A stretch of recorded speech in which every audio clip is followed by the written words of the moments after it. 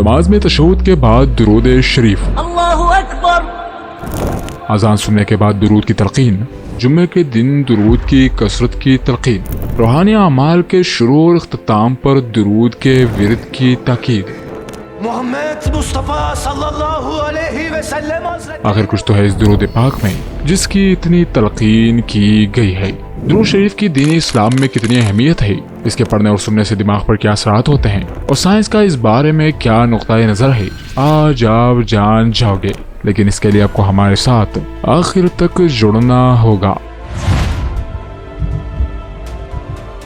تاریخ کے مطالعے سے یہ بات سامنے آتی ہے کہ قدیم زمانوں سے لے کر آج تک کئی اقوام کسی اندیکھی ذات کو مانتی آ رہی ہیں۔ اسی یقین اور ایمان کی وجہ سے مغربی سائنسدان اس بات کو ماننے پر مجبور ہے کہ ایک خدا پر یقین انسان کی پیدائش کے ساتھ ہی اس کے دماغ میں موجود ہوتا ہے۔ یہ واحد چیز ہے جس کے بارے میں انسان کو سیکھنا نہیں پڑتا۔ اس بات کا اقرار سورہ الاعراف آیات نمبر 172 میں کچھ اس طرح موجود ہے، اور جب تمہارے پروردگار نے بنی آدم کی پشتوں سے ان کی اولاد نکالی تو ان سے ان کی جانوں پر اقرار کرایا کہ کیا تمہارا رب نہیں ہوں؟ تو انہوں نے کہا ہاں، ہم اقرار کرتے ہیں۔ یہ آیت اس بات کی گواہی دیتا ہے کہ ہر انسان پیدائشی طور پر اللہ کی ذات سے متعارف ہوتا ہے۔ 1997 میں یونیورسٹی آف کیلیفورنیا کے نیورولوجسٹ ڈاکٹرز کی ایک ٹیم نے چند مریضوں پر کچھ تجربات کیے۔ ان تجربات سے ایک حیرت انگیز دریافت ہوئی جس میں ایک انسانی دماغ میں وہ حصہ پایا گیا جو اس کے پیدا کرنے والے یعنی صرف اللہ کے لیے مخصوص ہے، یعنی وہ حصہ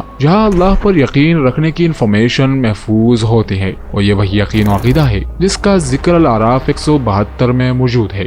مزید حیرانی کی بات یہ ہے کہ دماغ کا یہ مخصوص حصہ بالکل ایک کمپیوٹر چپ کی طرح ہے، تو جب ایک انسان اللہ کا ذکر سنتا ہے تو اس حصے میں بجلی کی طرح ایک کرنٹ شروع ہو جاتا ہے، جس کا مطلب ہے کہ دماغ کا یہ حصہ انسان کو سمجھاتا ہے کہ اللہ ہی اس کا خالق اور مالک ہے۔ کچھ جگہ چھوڑ کر دماغ کے اسی حصے کے بالکل نیچے پٹویری گلینڈ نامی حصے میں ایک اور سیل ہوتا ہے جس میں بھی ایسے ہی کرنٹ پیدا ہوتے ہیں۔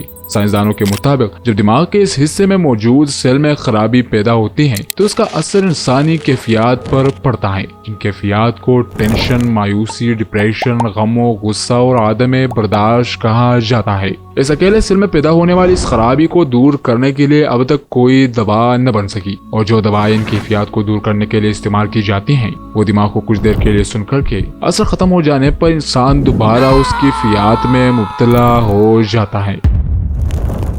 1991 کے ٹائم میگزین کے ایک شمارے میں یہ خبر چھپی کہ دنیا بھر کے قابل سائنسدانوں کی ایک ٹیم نے 20 سال کی محنت اور لاکھوں ڈالر صرف اس لیے خرچ کر دیے کہ وہ انسانوں کے سکون کے لیے ایک بہترین حل تلاش کر سکے۔ اس تمام ریسرچ کا نتیجہ یہ نکلا کہ دماغ کے اس حصے میں موجود سیل کو ایک خاص روشنی یعنی لیزر تھراپی سے گزارا جائے تو وہ دوبارہ اپنی اصل حالت میں آ سکتا ہے۔ سائنسدانوں نے کہا کہ ایک انسانی دماغ میں موجود کیفیات کا تعلق الفاظوں سے ہوتا ہے۔ اگر کوئی انسان نفرت انگیز الفاظ سنتا ہے تو اس کا پورا وجود بے چین ہو جاتا ہے، لیکن اگر کوئی انسان نرم و شائستہ الفاظوں کو سنتا ہے تو ان الفاظوں سے اس کا دل مطمئن رہتا ہے۔ ان سائنسدانوں کو اپنی اس طویل ریسرچ کے دوران کچھ الفاظوں کے بارے میں پتہ چلا جن میں ان حروف کو ان میں موجود انرجی اور بنیاد کی طاقت پر الگ الگ کر کے انہیں 2 گروپس میں کر لیا گیا، اور ان الفاظ کو الگ کر دیا گیا جو دماغ کو سکون پہنچاتے ہیں۔ پھر کچھ دماغی مریضوں کو اکٹھا کر کے 2 گروپس میں بانٹ کر ایک گروپ کو وہ الفاظ سنائے گئے جو سائنسدانوں کو ریسرچ کے دوران معلوم ہوئے تھے۔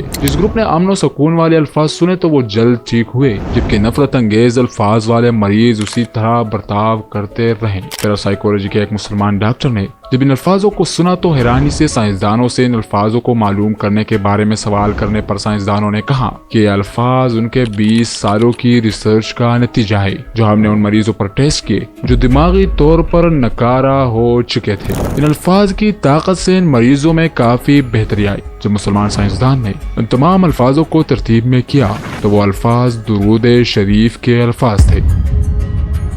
قرآن شریف میں ارشاد ہے ان اللہ و ملائکتہ یصلون علی النبی یا ایھا الذین آمنوا صلوا علیہ وسلموا تسلیما۔ بے شک اللہ اور اس کے فرشتے نبی پر درود بھیجتے ہیں، اے ایمان والو تم بھی ان پر درود و سلام بھیجو۔ نبی کریم صلی اللہ علیہ وسلم نے فرمایا کہ تم میں سے بہترین لوگ وہ ہیں جو مجھ پر زیادہ درود بھیجتے ہیں۔ ایک سائل حضرت علی رضی اللہ تعالیٰ عنہ کے پاس آئے اور عرض کیا کہ مجھے کچھ دیجیے، میں تنگ دست ہوں۔ حضرت علی رضی اللہ تعالیٰ عنہ کے پاس اس وقت دینے کے لیے کوئی چیز نہ تھی تو آپ نے 10 بار درود پاک پڑھ کر سائل کے ہتھیلی پر پھونک مار کر فرمایا ہتھیلی بند کر دو۔ سائل نے باہر جا کر جب ہتھیلی کھولی تو سونے کی دیناروں سے بھری پڑی تھی۔ حضرت عبداللہ بن مسعود رضی اللہ تعالیٰ عنہ سے مروی ہے کہ رسول اللہ صلی اللہ علیہ وسلم نے فرمایا کہ قیامت کے دن سب سے زیادہ مجھ سے قریب وہ لوگ ہوں گے جو سب سے زیادہ مجھ پر درود بھیجتے ہیں۔ حضرت ابوبکر صدیق رضی اللہ تعالیٰ عنہ نے فرمایا نبی کریم صلی اللہ علیہ وسلم پر درود پاک پڑھنا گناہوں کو یوں مٹا دیتا ہے جیسے کہ پانی آگ کو بجھا دیتا ہے۔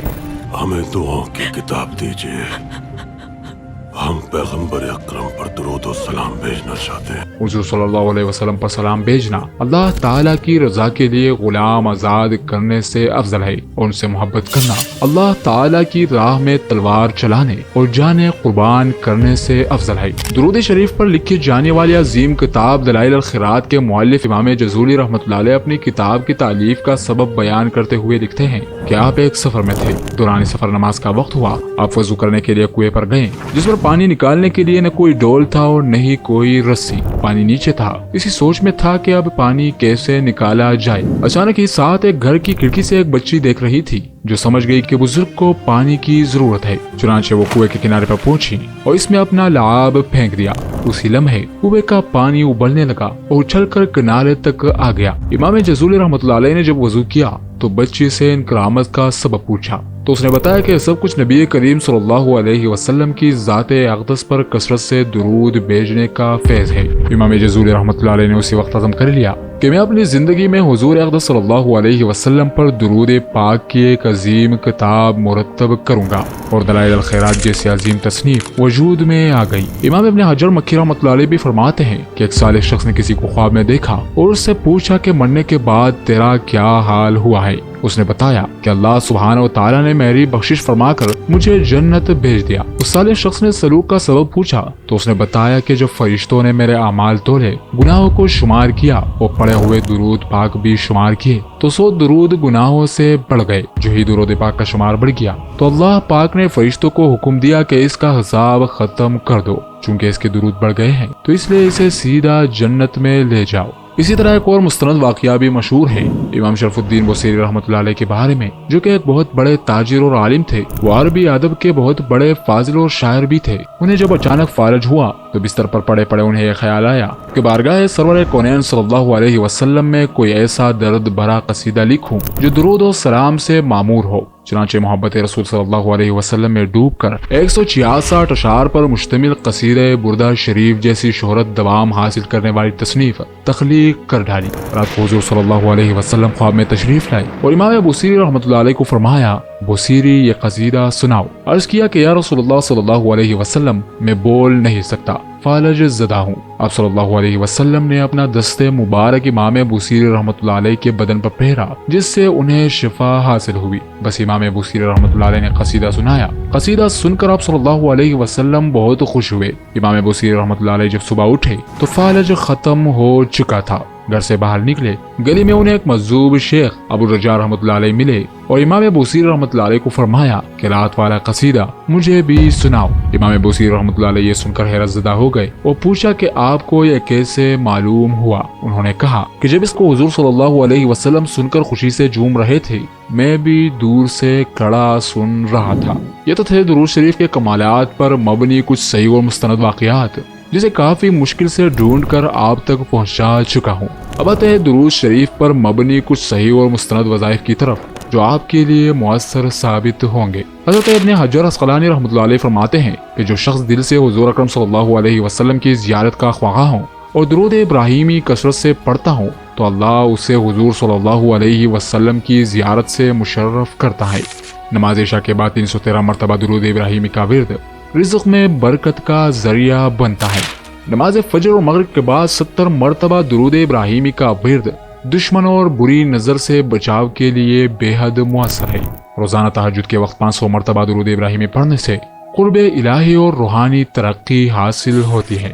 نماز فجر کے بعد دعا کرتے ہوئے 41 مرتبہ درود ابراہیمی کا ورد اولاد کے لیے حفاظت اور نیک اخلاق کا باعث بنتا ہے۔ معزز ناظرین، آج کل کے یہ حالات دیکھ کر دل خون کے آنسو روتا ہے۔